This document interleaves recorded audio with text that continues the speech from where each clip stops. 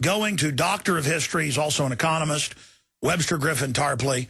If you have not watched Obama Deception and Fall of the Republic, two films I made back-to-back, we predicted everything Obama would do. That film was basically done when he got elected, or when he got sworn in. It came out like a month after he got sworn in. It's more powerful than when we made it because of Webster Tarpley and other economists like George Humphrey laying out exactly what was going to happen. This is like you're running the Titanic at full steam right towards an iceberg. You know it's not going to be good. And the oligarchs have figured out this rationale of austerity is sexy, post-industrial world. They planned the whole thing out. Greenspan says, don't worry, we'll just print our way out of this. He told CNBC that. That means hyperinflation on one end. But if you don't print, then the economy stalls. So what do? Well, you continue to print money, and you have zero credit, zero interest, total credit to the population, real businesses. You don't just hand hundreds of trillions of dollars over to the globalists to do whatever they want.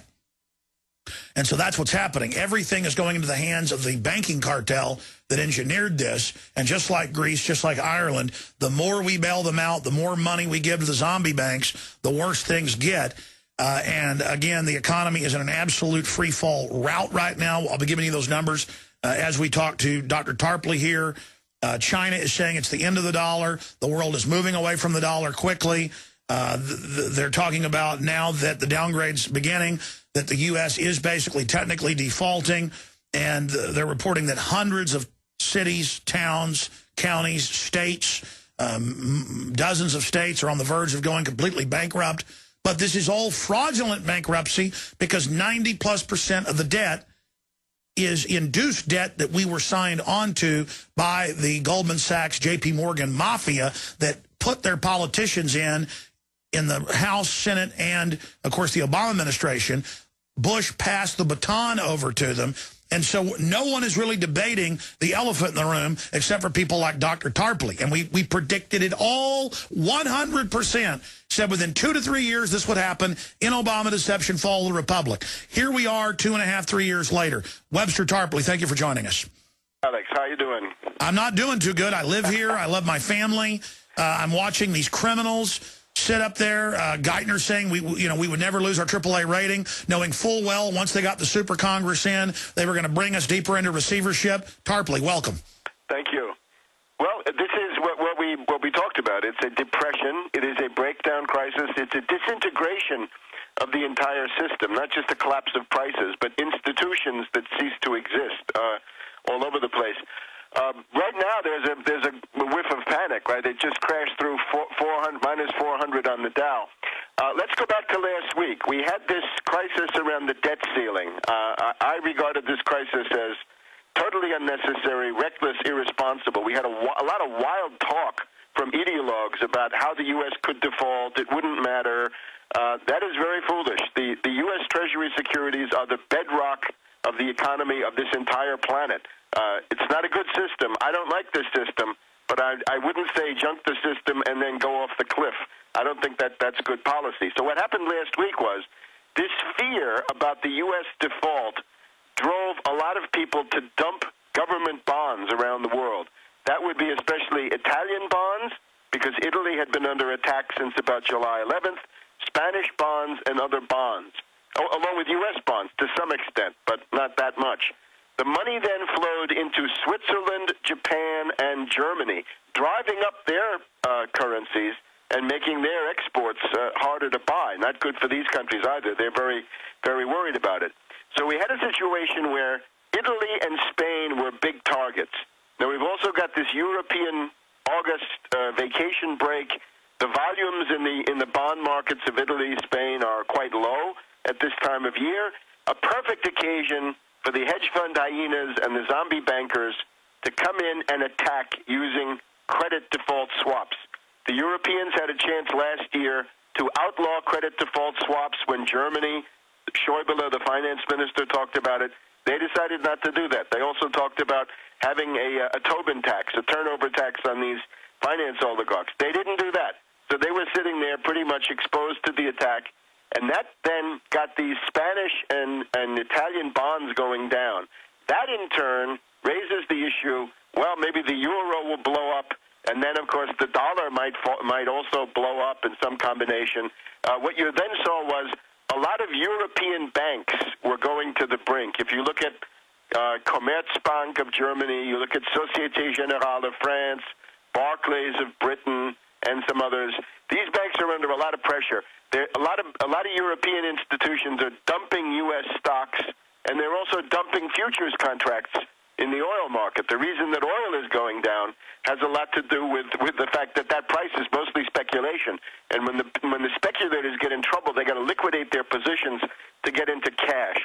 So that's sort of the technical side of it. Now, in the middle of this, Standard & Poor's, the fact that this institution even exists today is a tribute to the impotence of the whole, what can we say, criminal justice system. They have been transferred by the big banks who basically set these groups up. They've been transferred the power of Congress actually rating itself, so it creates the false idea that oligarchical bankers set the destiny and the credit and faith of your country. Right. Are they not really the true dictators now of our country, S&P, Moody's, and others, who are made up of a revolving door of the big six zombie bank executives? Exactly. I was thinking this morning when I heard that Standard & Poor's was making ultimatums again to the United States. Standard & Poor's this morning says, we may downgrade you again, so watch out. And we demand immediate fiscal action. In other words, we demand genocidal budget cuts. My God. They demand shock therapy. Never cut the trillions the bankers are stealing. Never prosecute themselves for the derivatives fraud. Cut your Social Security. And again, it's a fiat economy. It is a dependency economy. But once you're into that, it's the only economy you have. Even as Ron Paul has said, you'd have to phase out of this stuff over decades. You cut all of these safety nets out, we will go into a total road warrior depression instantly, with riots in the streets, with 45 to 50 million people on food stamps. And what is S&P and others saying? They're openly saying slash it all, which is known as the IMF riot in their own documents, where they want the riots to begin to further cause absolute destruction of any institution, so the banks can then come in behind it and literally set up mercenary warlords and fully conquer us. I would say my feeling this morning was the ratings agencies are acting like Hitler. They're basically, Hitler used to say, this is my last territorial demand in Europe.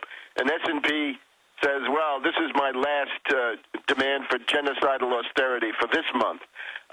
It's time to fight back. The United States is under attack. That's the only way to look at this. This is now political. The gesture by S&P is completely political. And if the other ratings agencies, now we've got two more Damocles swords. We've got Fitch and we've got Moody's. What are they going to do? I think it's time to investigate these entities. What are their conflicts of interest? How many of them are shorting U.S. Treasury bonds? How many of them have relatives who are shorting? Yeah, insider US trading. Treasury bonds, exactly, insider trading.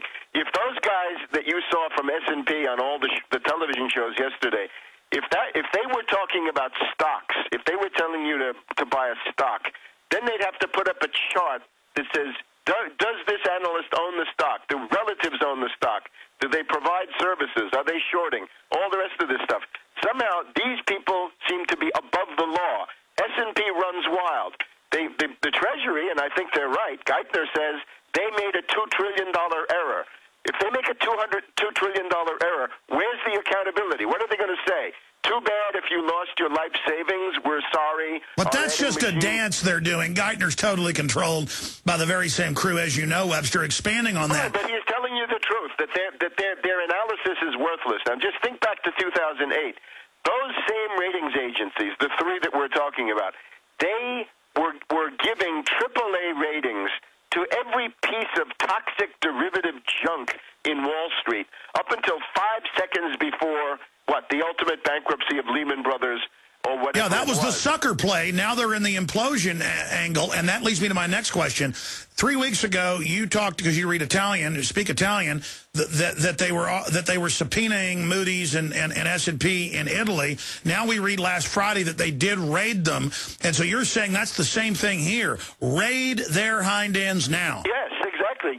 Get the FBI going, get the Department of Justice. The Secret Service, I think, still works for the Treasury, or could.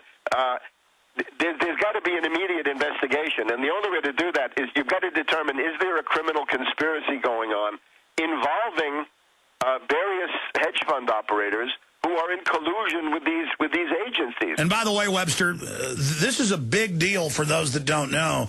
This is one of the biggest things we've seen in decades. The fact that for the first time in modern history we're being downgraded, that means now that it's going to spread as a contagion to states, counties, and cities, and already has. So the very same hedge fund hyenas can now loan these counties and states and cities back citizen banker bailout money at exorbitant interest prices. Right, they're driving. This is basically a conspiracy to raise the interest rates. In other words, to gouge the American people more.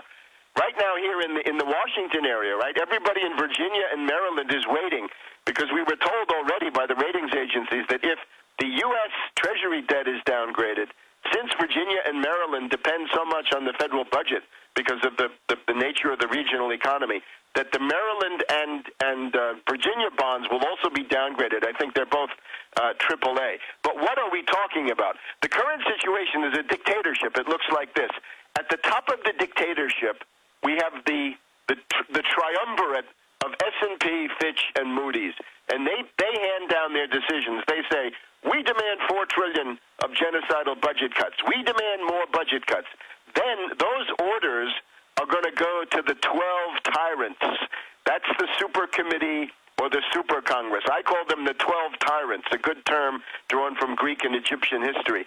The 12 tyrants, and we're getting some word about who they might turn out to be, the 12 tyrants are going to report around Thanksgiving, and then between Thanksgiving and December, Christmas basically, the Congress is going to be forced to vote on this. This is modeled on the BRAC, the Base Realignment and Closing Committee, although it's a qualitatively different level of operations, because this is now running the entire economy.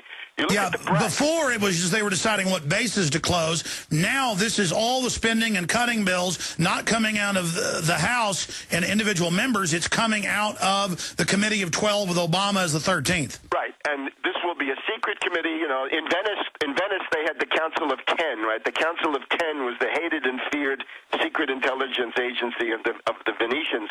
This is now the Council of 12. And the idea is that they're going to come up with their list of genocidal budget cuts, and it'll be take it or leave it. Look at what the BRAC did. Last week, we had a tragic event here in Washington, D.C. Walter Reed Army Hospital, which was the best facility in the world if you had paraplegics coming in, people who had lost arms, legs, limbs in the various wars. It's a tragedy, of course, but Walter Reed Army Hospital had developed the very best team in the world in terms of getting those guys back on the path to recovery. Now that entire hospital has been shut down. It's destroyed. They say they're moving it to Bethesda Naval Medical Center. It just won't be the same. And it also means that there's one fewer hospital in the District of Columbia, where the district has been losing hospitals continuously. Now, what the 12 tyrants are going to do, they will do the same thing to the U.S. economy that the BRAC did to Walter Reed Army Hospital. And it is. And imagine what the lobbyists will do. Imagine the power. We're already seeing Obama give health care waivers to his friends and GE's exempt from carbon taxes. Imagine the power this gives the oligarchy. Now they're not having to buy off 500 members of the House and Senate of the Congress. Now they just go to 12 super tyrants. And now we learn it was never about raising the debt limit. It was all about getting this agreement for the crisis that they were about to stage. I think it's imperative now that legal action emerge against these entities. The United States of America is the most powerful modern state. The United States could reach out and crush these agencies like cockroaches, simply using the well-known track record. Look what they did in 2008. But instead, their operatives run the government, so they're taming the giant. We are now kneeling to the 1-inch goblin that is, that is the New World Order, and we're being taught. And the Chinese are getting to buggy whip us and talk about how the dollar's dead, and it's all part of our humiliation.